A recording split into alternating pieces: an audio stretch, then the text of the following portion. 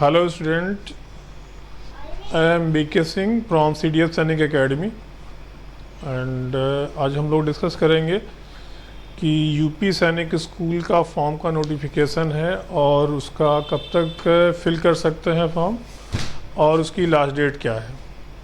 तो जहाँ तक नोटिफिकेशन जो आया हुआ है 2024, 25, 26 उसकी फॉर्म की अवेलेबिलिटी 10 सितंबर से लेकर के 25 अक्टूबर तक फॉर्म फिल किए जा सकते हैं और अगर टाइमली आप नहीं फिल करते हैं तो आप लास्ट में 5 नवंबर तक 1000 लेट फी के साथ डिपॉजिट कर सकते हैं।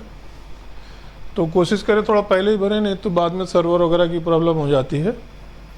और जहाँ तक एज लिमिट की बात है तो 6 क्लास के लिए 2 जुलाई 2013 टू 1 जनवरी 2016 के बीच में एज लिमिट है और 9th क्लास के लिए 2 जुलाई 2010 टू 1 जनवरी 2013 के बीच में एज लिमिट है।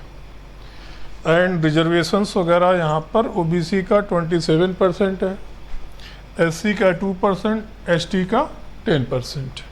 सिमिलरली ईडब्ल्यूएस का 10% रिजर्वेशन है और यहाँ पर application boys and girls both के लिए हैं।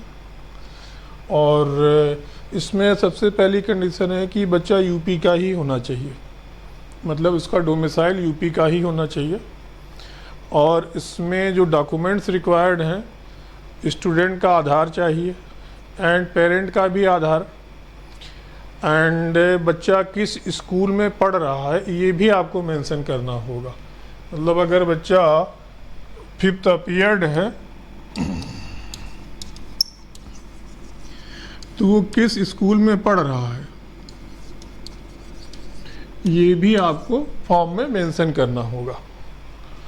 और दूसरी चीज़ है कि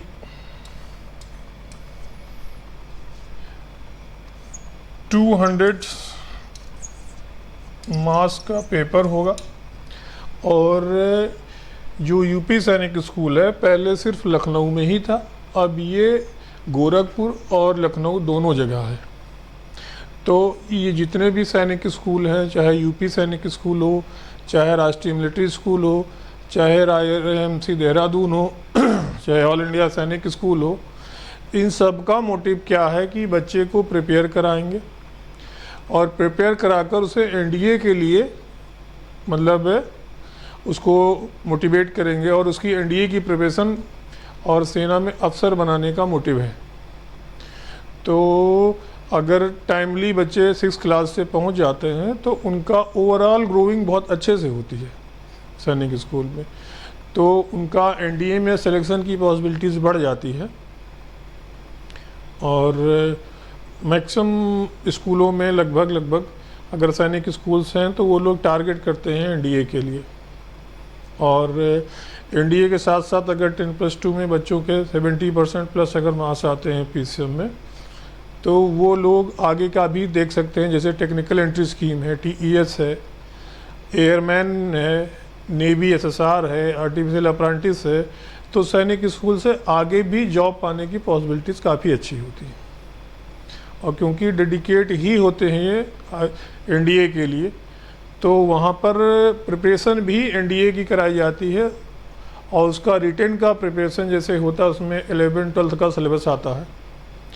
एंड अगर जो बच्चा रिटेन पास कर लेता है तो वो फिर इंटरव्यू के लिए जाता है। तो मोस्टली मान के चलिए कि अगर 1.5 लाख बच्चा अपीयर करेगा तो 10,000 बच्चा रिटेन पास करता है और 10,000 में अप्रॉक्सीमेट 500 बच्चा एनडीए में फाइनल होता है। जैसे वैकेंसी हो, कभी 500 कभी 400, तो उसमें air force, navy, naval tech and army तीनों के लिए।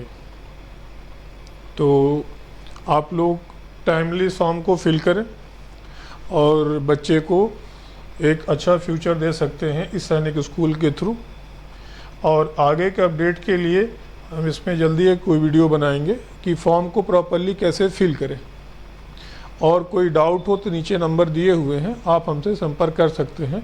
कोई भी क्वेरी रिलेटेड सैनिक school, related military school, related RIMC या कोई बच्चा एनडीए के लिए भी इंफॉर्मेशन जानना चाहता है, एनडीए में कैसे ज्वाइन करते हैं, क्या एज लिमिट होती है और उसमें क्या सिलेबस होता है, तो लास्ट हम लोग अप्रोक्सीमेट 99 से इंस्टीट्यूट रन कर रहे हैं और मोर देन 100 प्लस हमने ऑफिसर दिए हैं डिफेंस फोर्सेस में।